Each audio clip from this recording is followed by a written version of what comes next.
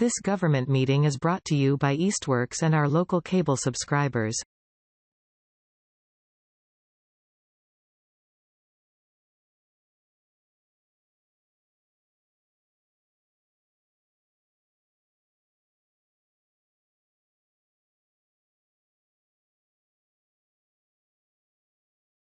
Alrighty, good afternoon.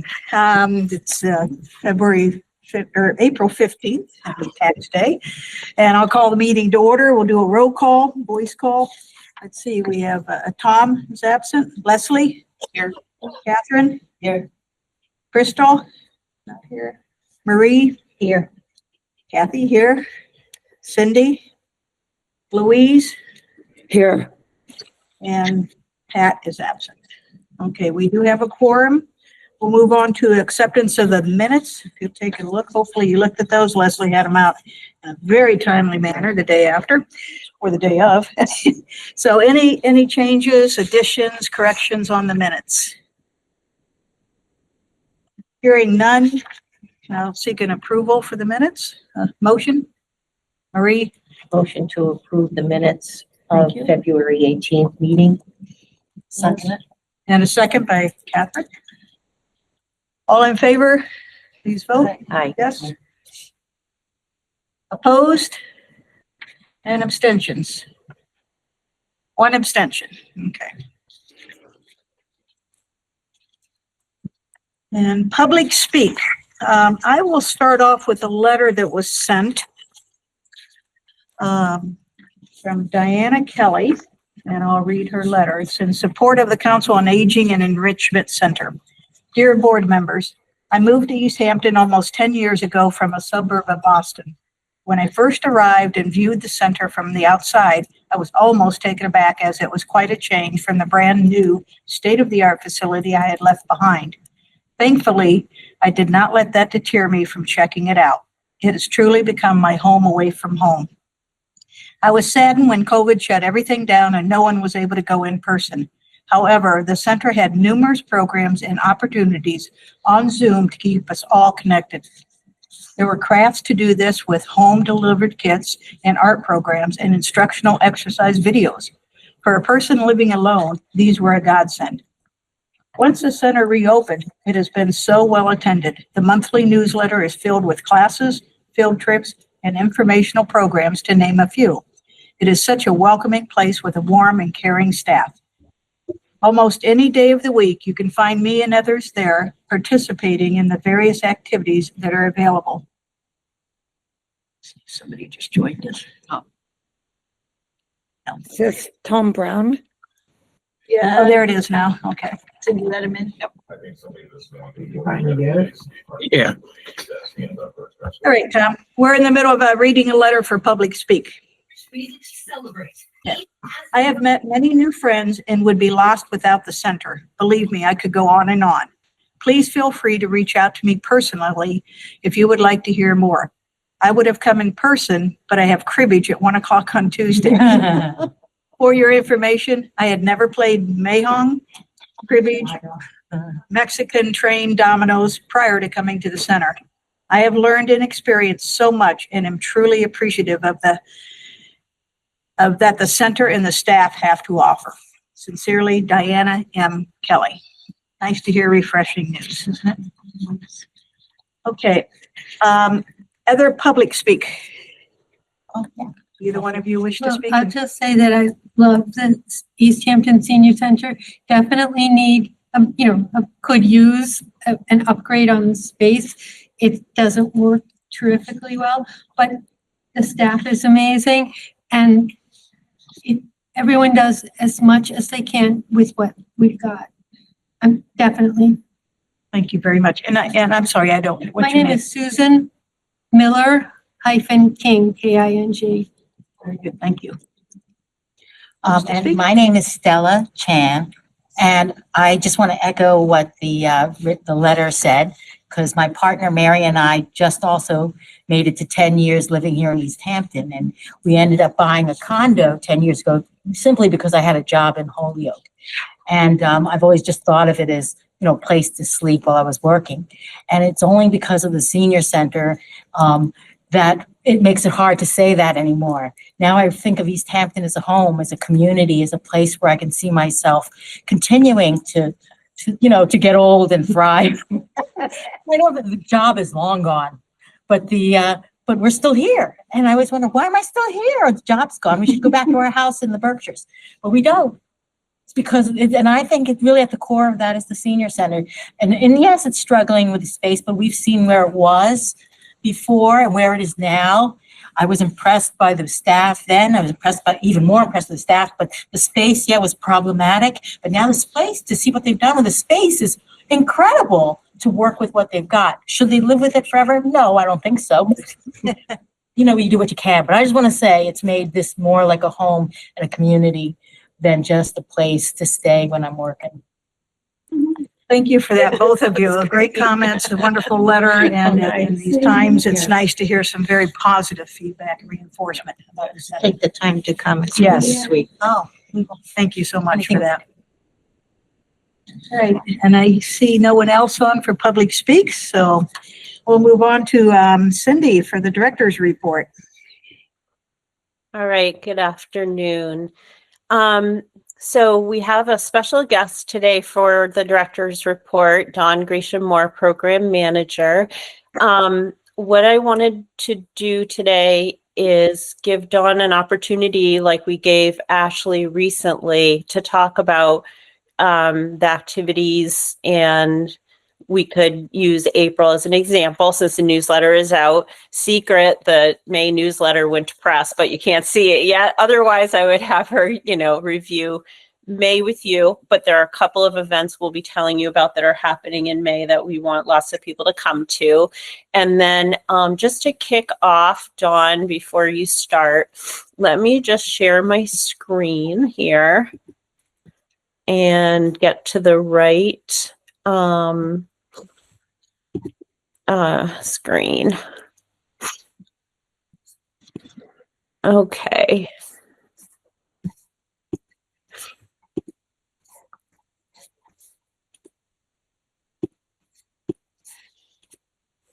So I just wanted to give you a quick look.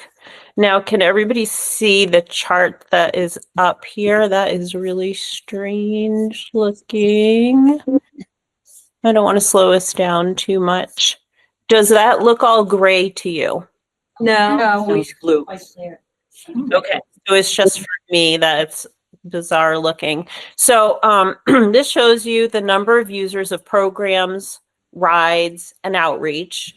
And back when we first started counting using our database, we had 747 people in that fiscal year using programs, rides, and outreach. And then the pandemic, big pandemic year, 1,004. I think it went up so much partly because we did so much work with the community to deliver medical supplies and food and other things. So we continued to grow a little.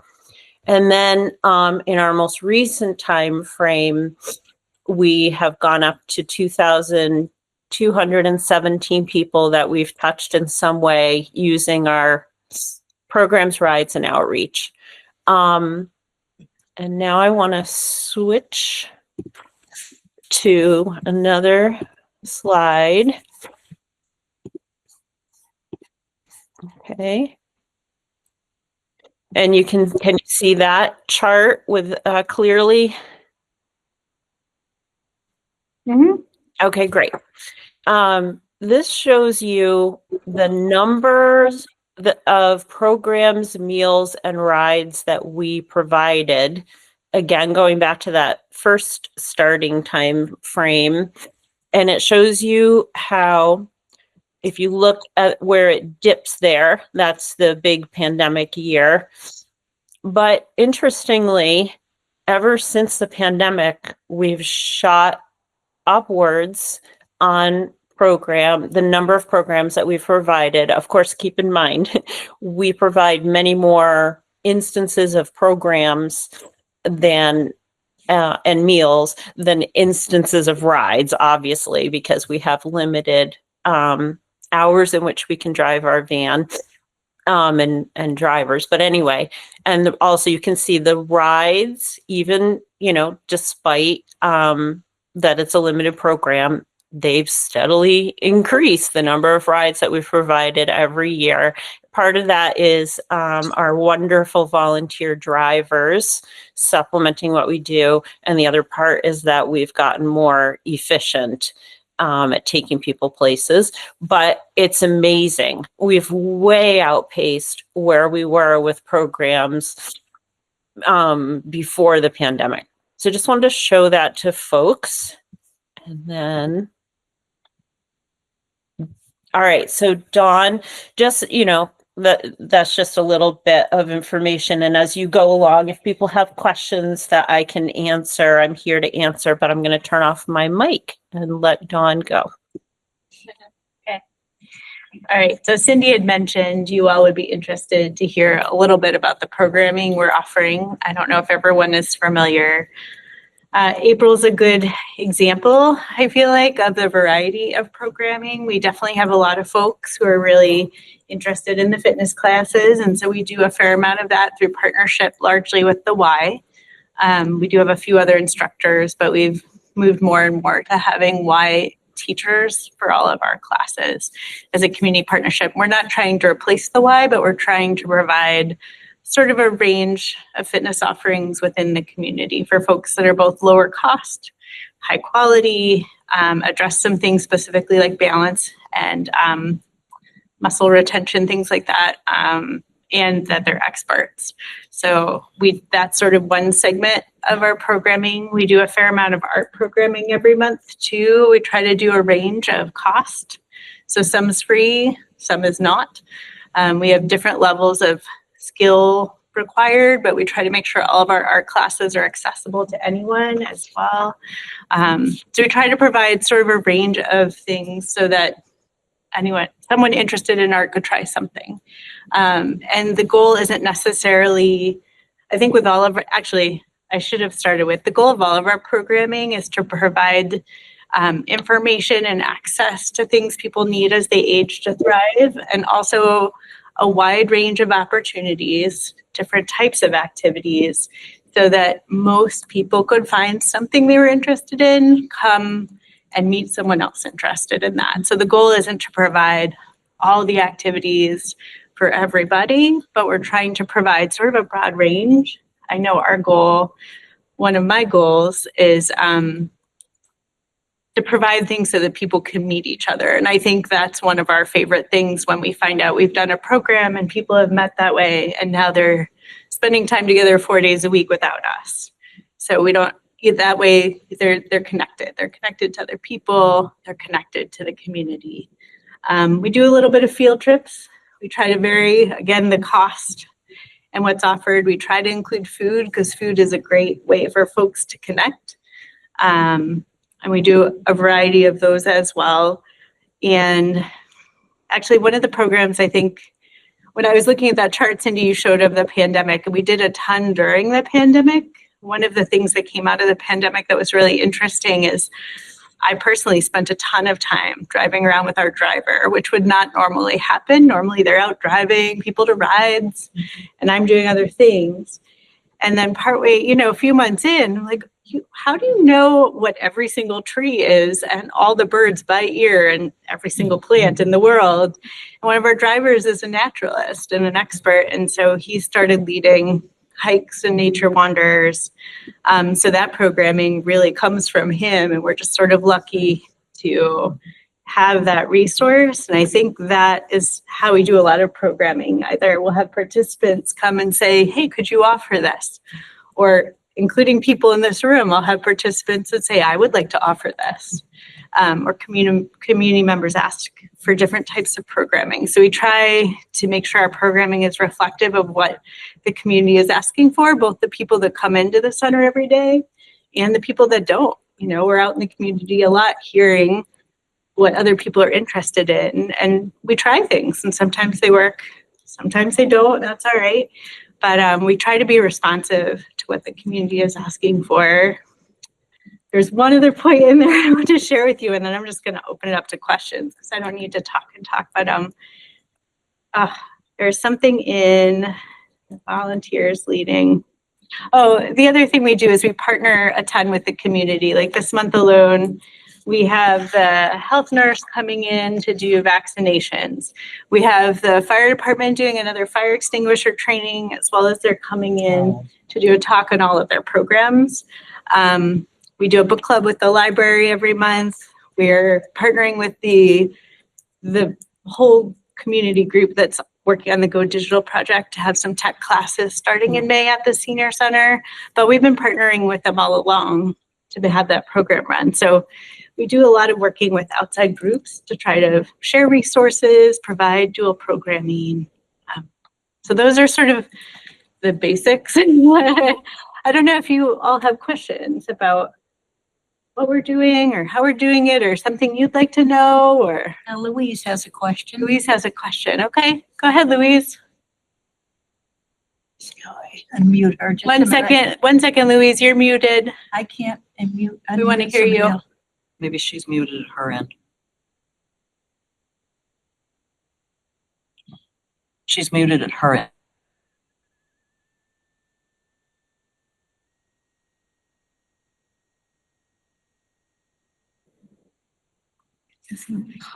Is it maybe your volume needs to be up?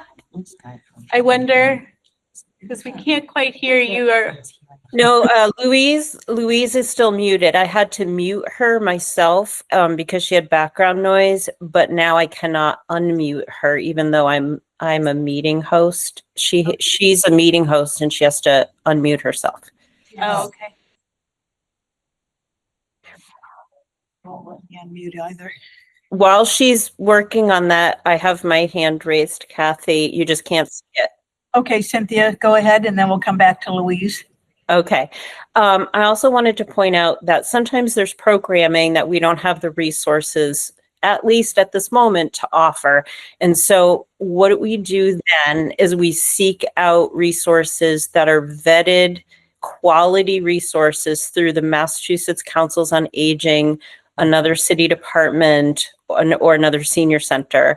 And that's why sometimes you'll see that Dawn has highlighted a program such as the statewide Outstanding Life nonprofit, which provides LGBTQIA plus support programs for people who you have to join as a member first online and so they provide virtual programming that we don't provide as of yet. Or if like Easthampton or Northampton Neighbors or the Northampton Senior Center, somebody's providing a program that we don't offer, we will feature that, but we can't feature all community programming. So we really look for where our gaps are. And that's why sometimes you'll see those things in the newsletter. And now Louise has her unmute. Trying again. Perfect. We can hear you. Excellent. I think I'd almost forgot what I was going to say, but it was in reaction to Dawn's presentation, which I think went, as far as it reached, it went pretty well. But the whole senior center has provided nothing for me. I've lived in Easthampton since 2017, 2018. And I suppose I'm just kind of complaining or giving my own personal reaction as a senior who does live in Easthampton, voluntarily or not. It's where I ended up when the pandemic started, which is basically why I'm still here. And I'm probably an atypical senior, but that's all I can say right now. Thank you, Louise. And I guess I would suggest to, if you've maybe conversed with people and what are some of the programs that you maybe have have had an interest in, and at some point in time, let people know what you may be interested in, see if it's even a possibility that the senior center can offer those. I've tried all that. Okay, all right. No good. Okay, Marie? Louise, I just would like to refute one of those statements that you made in terms of the senior center offering you no services, when in fact we have offered you multiple transportation services to the senior center, myself being one in terms of a companion driver that's one of my roles. So I do know in fact that I have picked you up and I brought you to one of the services that we offered at the center 2 weeks ago. And returned you home. So I just wanted to mention that to have it on the record. Okay, and if we can, if there is anyone else who hasn't spoken yet that would like to address Dawn with anything? Any questions, further questions? Yes. We were talking about the programming, and I gave a quick overview. I'm the program manager. Hi. I gave a quick overview of the programming. So I don't know if you guys have any questions about the programming. In just a moment, Tom has his hand up. Oh, okay. So I didn't sorry. see that too. I apologize. I just want to make sure you. Okay, go ahead, Tom. Dawn, I'm just wondering, when I see the numbers that Cindy presented, and clearly those numbers would bring into question our ability to handle those kinds of numbers with the space we have. Are there programs or things you might offer that are potentially limited by our current space and would be better served if, for lack of a better phrase, in a new senior center?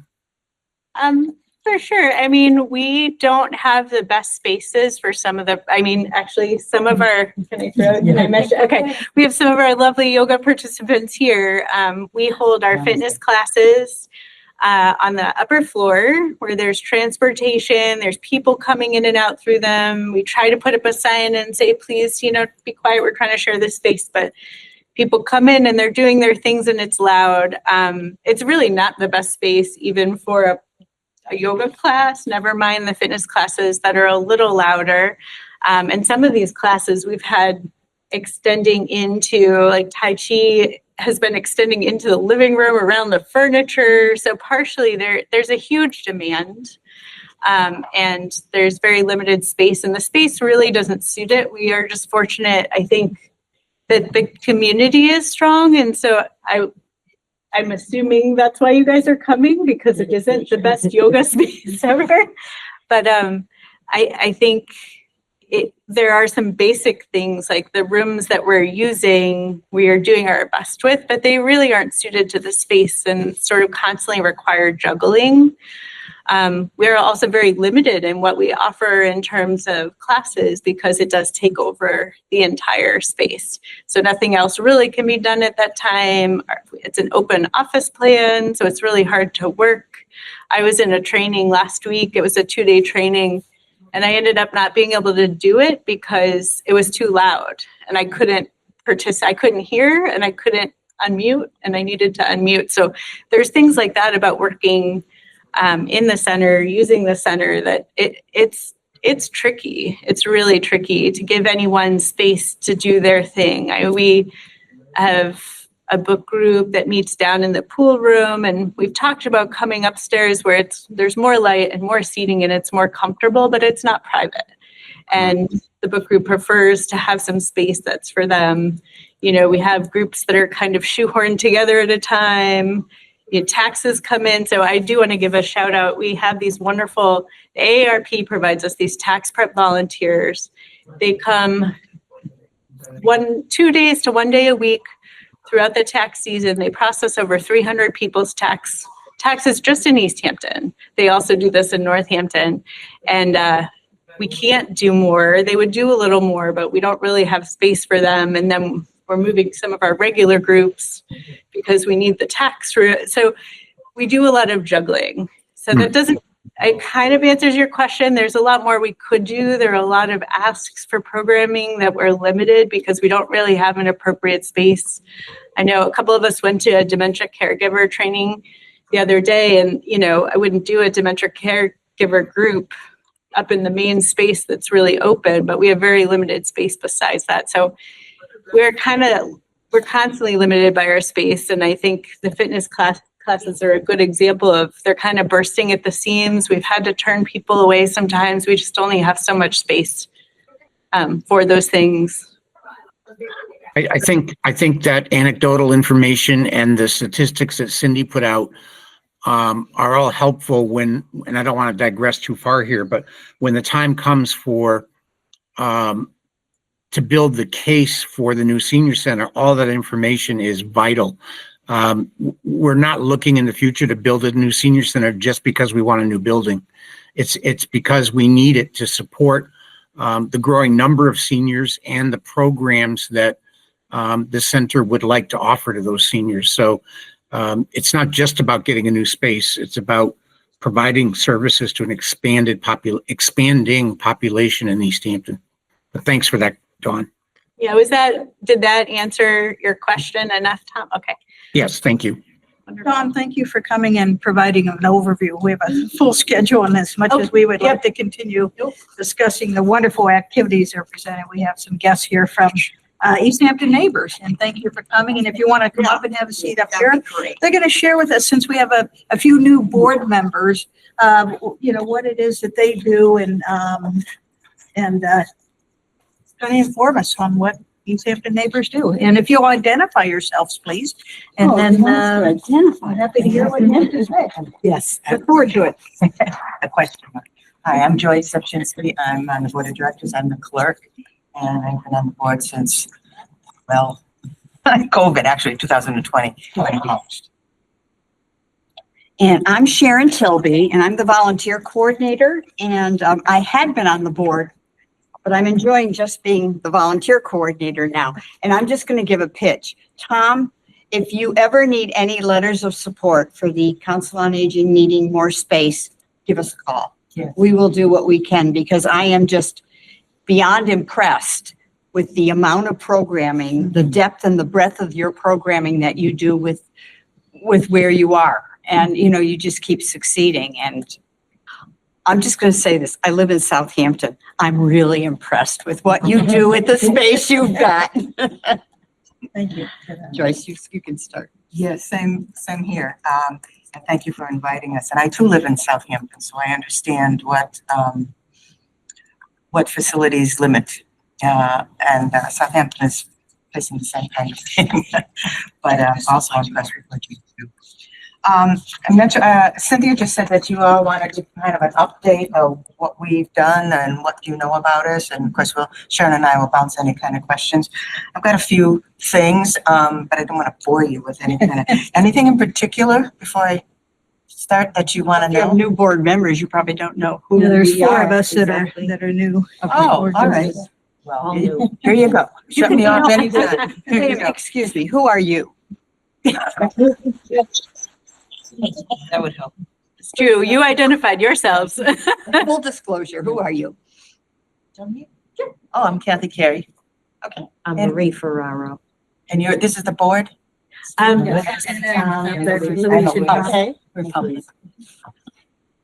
So I'm Dawn Gratian-Moore. I'm the program manager. My name is Susan Miller King. I'm a community member. And I'm Stella Chan. I'm an Easthampton resident and belong to the COA as well, here in Easthampton. I'm Leslie Button. I'm on the COA board. Kathy Schweitzer, chair of the COA board. Okay. And then you have Tom and Louise up there. Yes. Yes, hello, Cindy. and Cynthia. Hi, Cynthia. Hope you're feeling better. All righty. Okay, well, we're 5 years old. Started in 2020 when we launched. And we've increased our membership. We're now up to 301 people. And Sharon, is it 51 or 53 volunteers? 60. Whoa, see, okay. No matter what I say, it's wrong. As far as the numbers go. Changing. It goes up and down. Thank you. 85% of our members are 65 and older, and 69% live alone. And we've provided between 2023 and 2024 combined, we've done over 1,000 different kinds of services.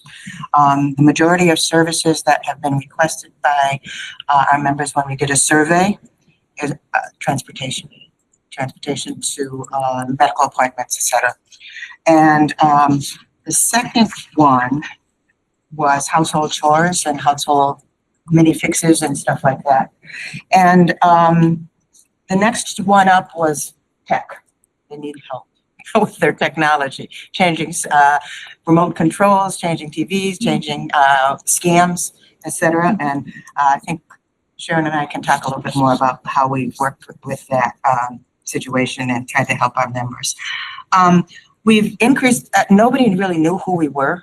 We started in 2020 and then everything kind of slowed right down, as you know. And we did help the Council on Aging way back when you were still doing hot meal deliveries. Mm-hmm. And then when that stopped, you know, things kind of happened. And since then we've met with Cynthia many times, and I guess Sharon has come to the board at least one other time to talk about how we could collaborate. And it's kind of funny. You guys do so much that we think of an idea and then we get your newsletter. Oh gosh, we already did. You know, and so we're trying to figure things out. But it seems to us that what we've gotten from our from the survey and just for the kinds of requests that we get, social get-togethers isn't. A lot of that is satisfied by what you all do and what they do personally. They need our services. So we're starting that maybe I can speak for the board, I don't know, but certainly for myself, I'm feeling a little less bad that we don't offer more social kinds of things because we're molding ourselves to what our members need. That may start to change. And I think Sharon can talk to you a little bit about our coffee hour and stuff like that, how that can be taken off. So our presence has been increasing, and we thank you for referring some of the people who call and say, I need a ride or whatever, and you mention us. And we've gotten several referrals. Some of them, they follow through. Some of them make a mistake, and they call us and think that we're you. And then they get weird. So we kind of like, it works both ways. We've updated our website and our volunteer orientation and handbooks. We do welcome visits for our new members. We have a little packet that we give them. We work pretty closely with the fire department to do different kinds of projects. And the next one coming up is going to be the house numbering project with them. Some of our challenges are finding enough volunteers to do the driving. And are you having the same kind of situation? You know, you've got your bus, I know, but is that? I could answer that if you want, Kathy. Sure, please, Cindy. Okay. What has helped us tremendously is the decision by the city that we can use senior tax work off to do volunteer driving. Oh. That is really and the people who are not doing it through that method are very few. I want to say maybe there's three people who are actively, only 3 who are not senior tax work off and are extremely loyal to us. So that's where that stands. But even so, we don't have a ton of people. We also need people who don't necessarily want to work with direct services, but to be on our committees. We're committee, what do I call it? And no, well, not committee, we would like to be, but we're not. I'm going to interject here. We need to be because we have one paid employee. She That's works true. 15 hours a week and the rest of us are all volunteers. So we need People, committees to do some of this yeah, work. and the board is an active board. And so it's taxing, you know, when we're the ones doing all of the stuff. So we're working on and recruiting now some board members, looking for some diversity in its composition, as well as in numbers, increasing that. So any help you could give us with that would be wonderful too. We need about 2 or 3 more board members. We also need some source of, would be nice if we had sustaining income. Much of our time is spent going to businesses, putting up flyers, having campaigns, and raising money enough for our actual organizational needs. And we do the grants. I'm not sure. I think this year is going to be kind of a lean year, to be honest. But we're trying to look for that as sustainable sources of income. We do have fewer service requests this year. Kind of started in December. And when we looked into it, and we have both someone on the volunteer side and on the membership card, calling people who we haven't heard from in a while and reminding them that, I'm sorry, that's my ring doorbell. I thought reminding people that who we are and letting them know what we can do to help them. But why the new members don't seem to be calling us. And so when we call them and say, why, that's because we don't need help yet. But we want to be on your list, and just in case. So we're targeting those new members who don't need our help to see if they would like to be on our committees, you know, kind of paying it forward. We can use you in another way. And you can help people who do need help. So that's what we're doing for some recruiting. And I think that's about all as far as the new stuff, unless you have some questions for me. And I think Sharon can tell you a little bit more about volunteer side of stuff. Yeah, as a volunteer coordinator, my job is to pick up people who are interested in volunteering, and seriously, it works. Just pick people up.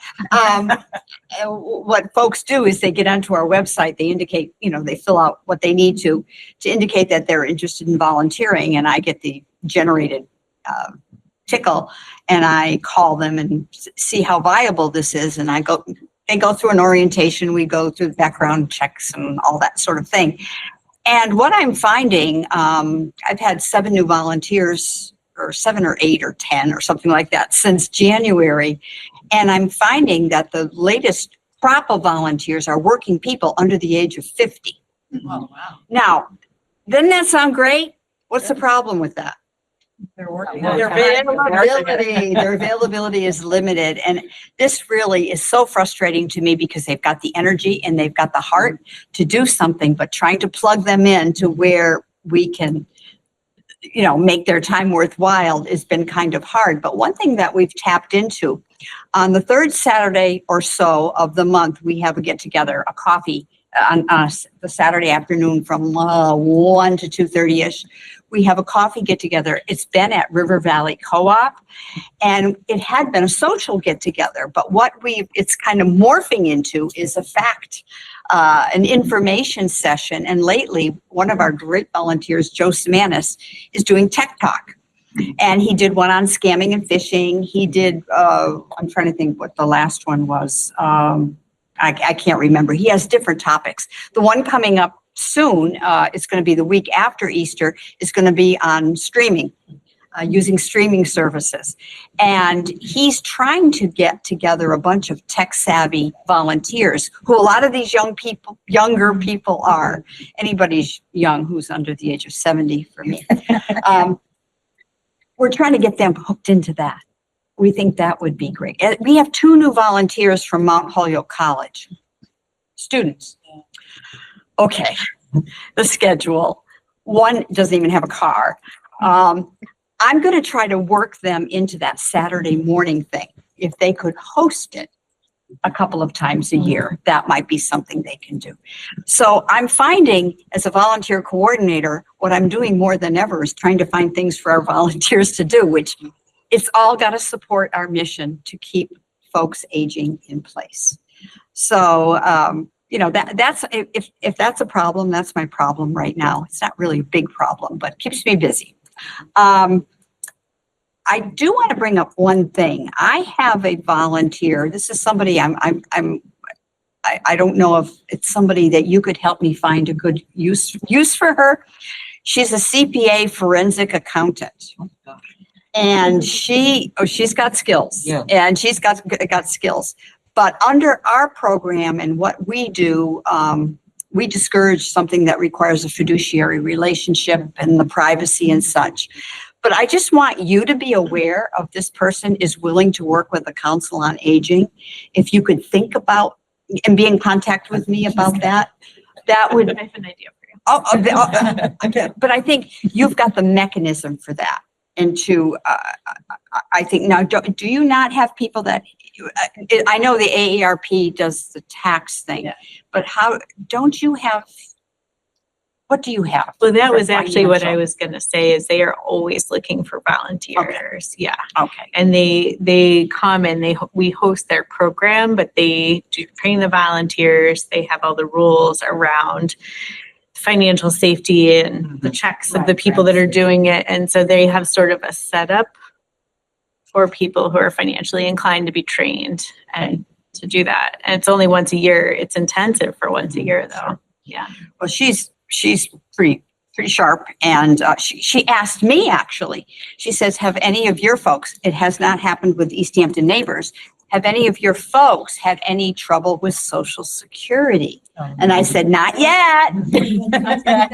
Yeah, I have. You have.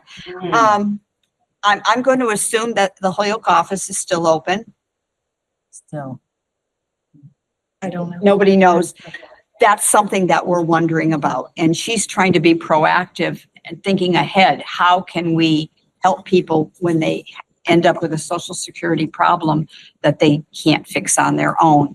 So that's just something she wants us all to be aware of. And she'd be, again, willing. But again, she says, I'm willing to sit down and help somebody navigate Social Security. But, you know, she's got all the vettings and such for where she consults.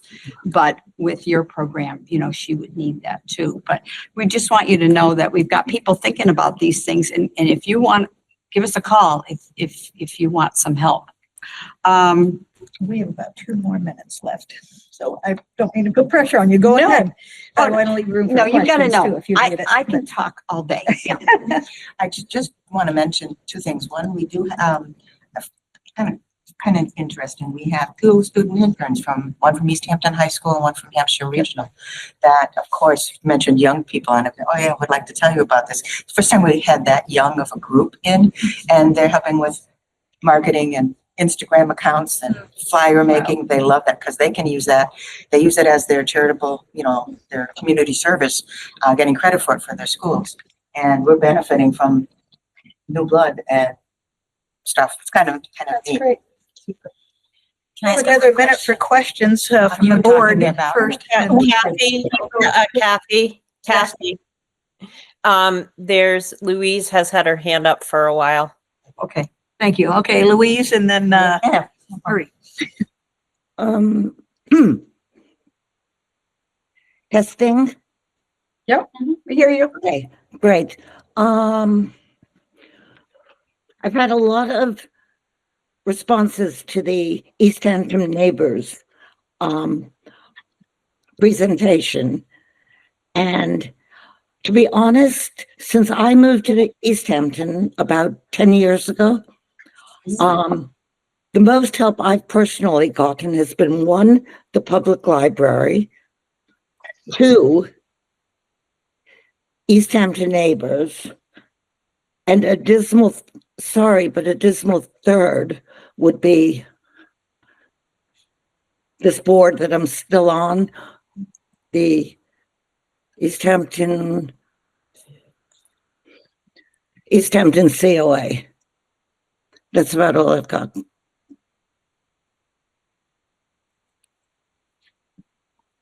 Share a question here. Is that a question? Did you have a question, Louise? Or you just want to make that comment? It was a response of a board member to the presentation. Okay, thank you, Louise. Marie? My question is, you mentioned services, and do you have a database of people in the community, whether it's trade, volunteer, paid for services?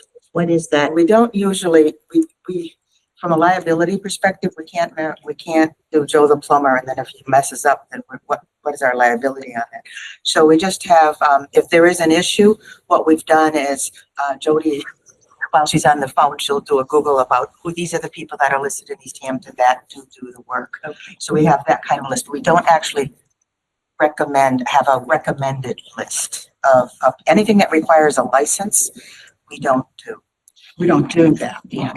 But what we do is, if I catch somebody needs ABC, I would be happy to call them and say, I know 2 people who've been happy with this company. That's all I can say, you know, Okay, but I try not to refer. thank you. So Joyce and Sharon, I'm sorry we didn't have more time. We No. just have a full This is- agenda, no, but thank give us you. an overview. It's very valuable for me to Thank you. understand what it is. I that have, you I do. have a Thank you. question. So would it be possible, do you think, in your newsletter to have like about 12 words, maybe, to say like, if you need any help, to call Easthampton neighbors? Because you have a larger distribution list than we do. And I was wondering if that would be possible. I think Cindy could probably address that or talk to her staff about that. Yeah, we can talk, yeah, we can talk about that and how that might or might not work later for sure. But I want to thank you so much for coming to the meeting, talking with the board. Every village to village network group or neighbors group is different from each other. And you folks launching during the pandemic, you know, you've had your challenge too. And there are so many people that you've helped, and we deeply appreciate what you do. I can think of 10 things you could help with. The question is always, you know, just like for us, why would I be telling you about them? You know, because we can't do it, you know. Well, you might not be able to do it for the same reason, but you know, they're all things about meeting people's basic needs where there's going to be more and more need. We know that there's going to be more and more need. So we should just keep talking. And the last thing I just want to say is there's an upcoming Triad meeting. So Triad is restarting. They've been doing the work, delivering the sand to seniors, doing the house numbering, doing the lock boxes, but the meetings are starting again. And I really think Easthampton neighbors should be at the meetings. So I'll have Chief Norris invite you folks. Thank you. Thank you. Thank you.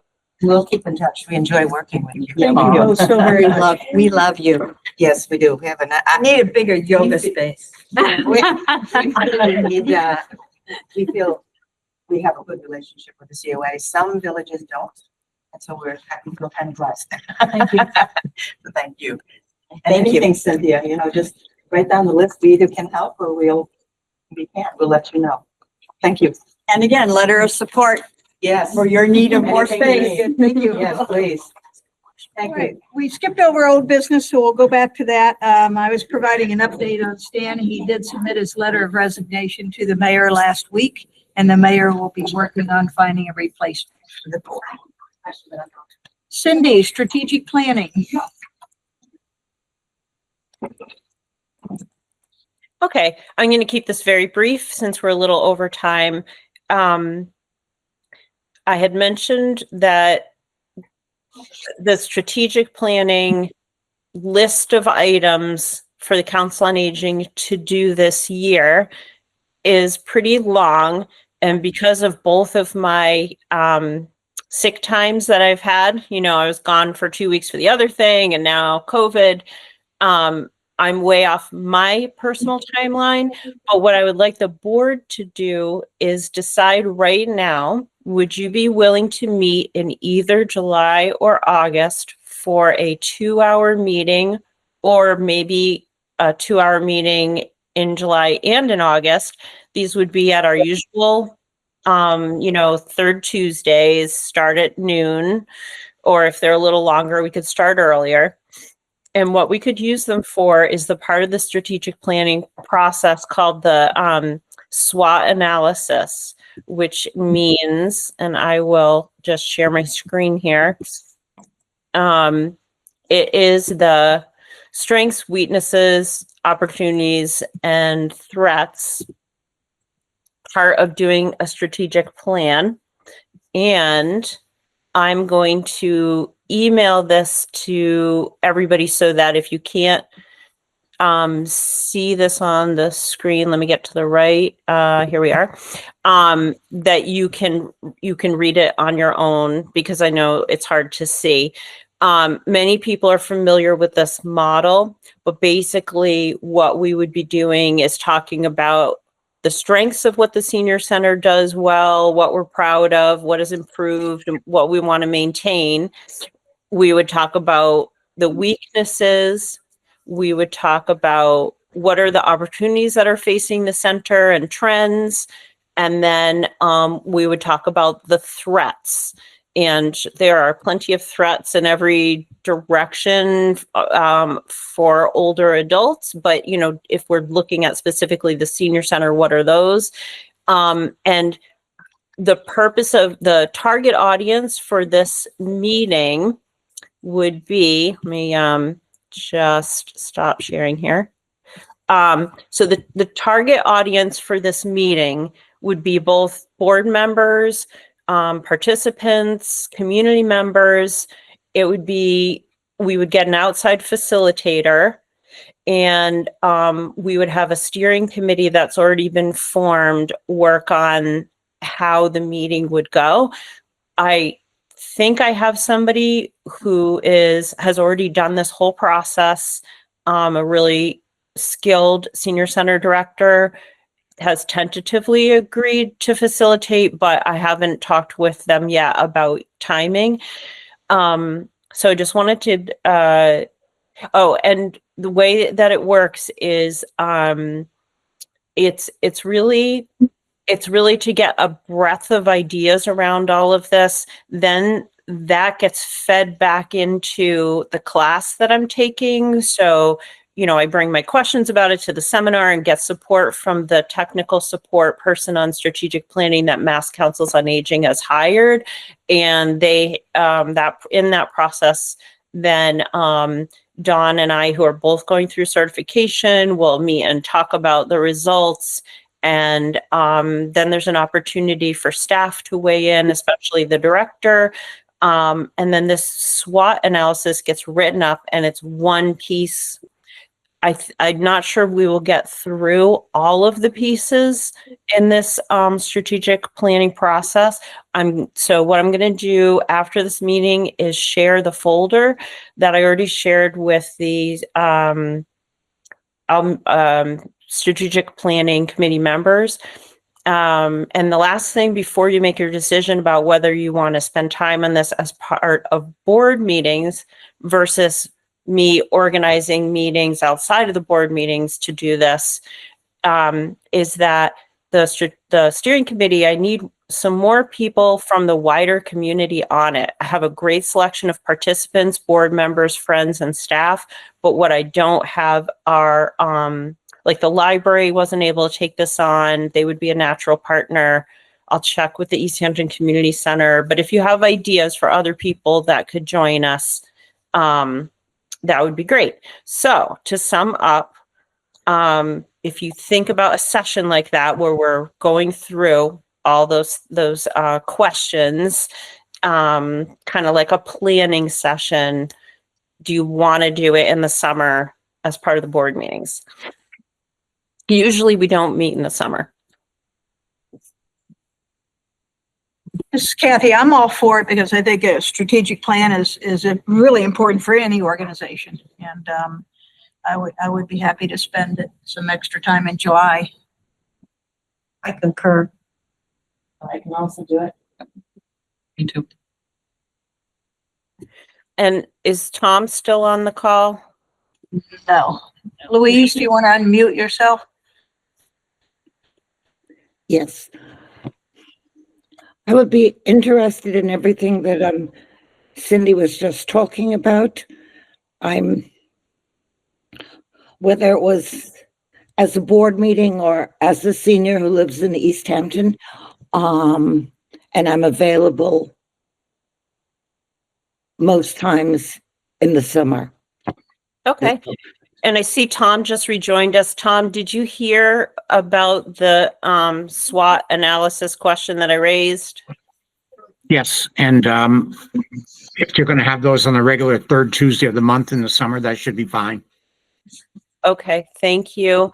Okay, so Kathy, it sounds to me like it's fine. Why don't we go for July and only go for August if a significant amount of people can't come in July, and we'll get cracking on this and report back. Sounds good. Thank you, Cynthia. And in 30 seconds or less, can you talk about dinner under the Pavilion, which used to be Picnic in the Park, but is Dinner Under the Pavilion. Yes, and Dawn can chime in as well. So we had said so last year we had a grant to fund doing the picnic in the park for about 100 people, including city officials. The problem this year is that we don't have a grant to pay for that. I mean, I can use grant funds to hire the caterer, but there's a lot of competition for those formula grant funds. We had a special grant last year where that was part of the plan. So this year we're going to charge $10. It just based on some research that we did, it sounded like plenty of people would be willing to come, even if they had to pay something. And we do offer a lot of other free things. So that's one difference. And then the second difference is that, and the caterer will be the same. It'll be Hamels. The other difference is that we got a lot of complaints last year that even though people may have liked the music, it was very difficult for them to talk with live music echoing around like the hardscape of the pavilion. So, Dawn, could you talk about what we're going to do instead of having live music? And also, this is why we're calling it Dinner Under the Pavilion, so we don't get confused.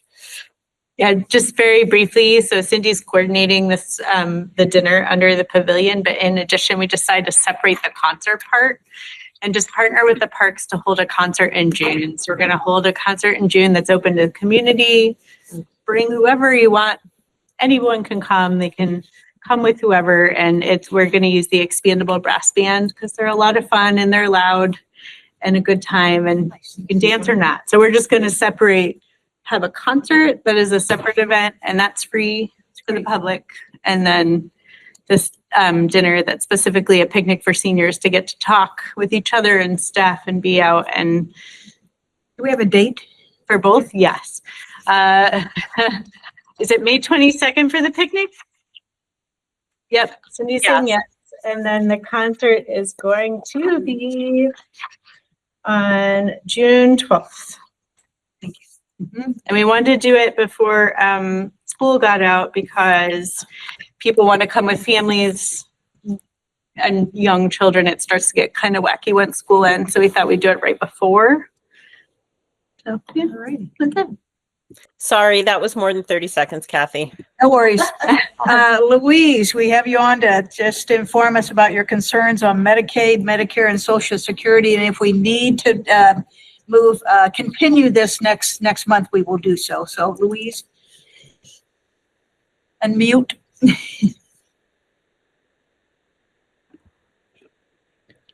Okay, seems I'm up.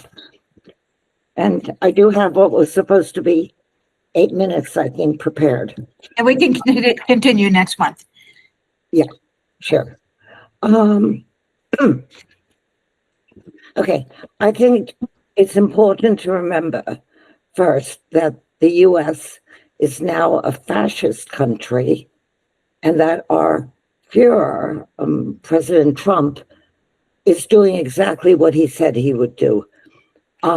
Medicare, Social Security, and Medicaid are all on the chopping block. I wouldn't give them another year to survive. Freedom of speech, freedom, religious freedom, etc., are also on their way out. I'm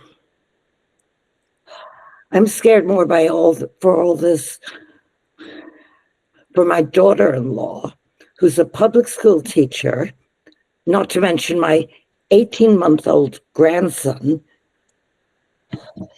and his parents, two mothers, and he himself also live in Easthampton.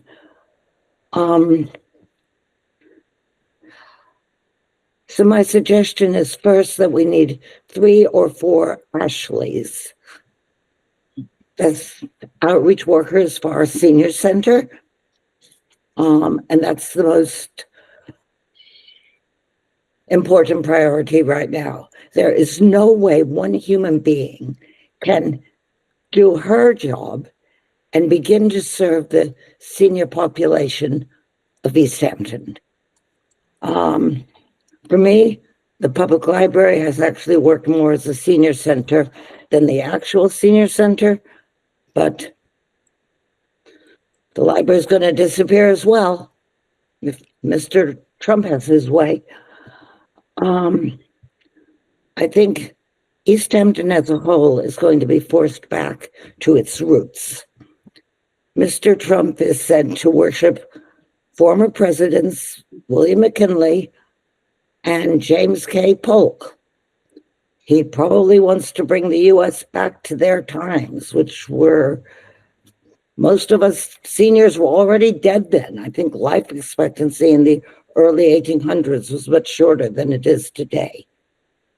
Black slavery was also rampant in the U.S. in that time.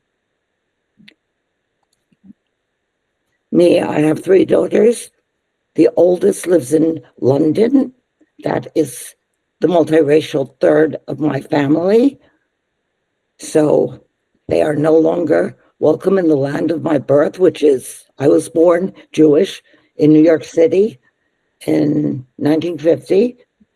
And I may end up living in London, which gives me a better out than a lot of people in Easthampton. My second daughter lives in Utah. Her husband lost his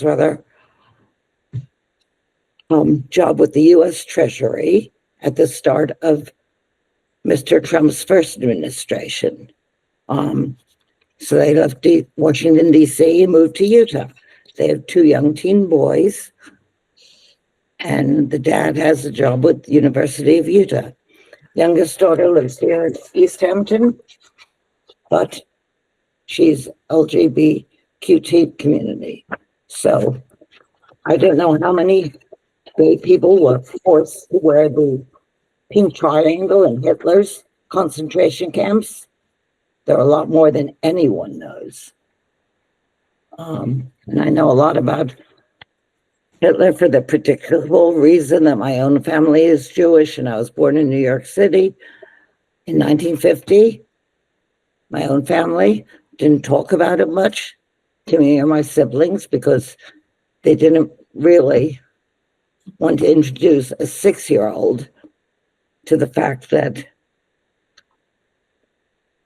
Nazi Germany camps and concentration camps. And I don't know what one small senior center, which is us, can do about all that. But I'd suggest that we at least talk about it either now or at the next meeting.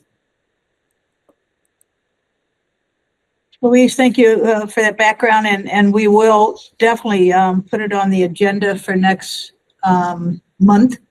Thank you. I'll circle back to this, and I'm sorry we ran out of time. Can't always control that as best as I try. Marie? To piggyback off the federal and state cuts, as a legislative liaison, I did contact Senator Velas and Representative Gomez about the SNAP benefits.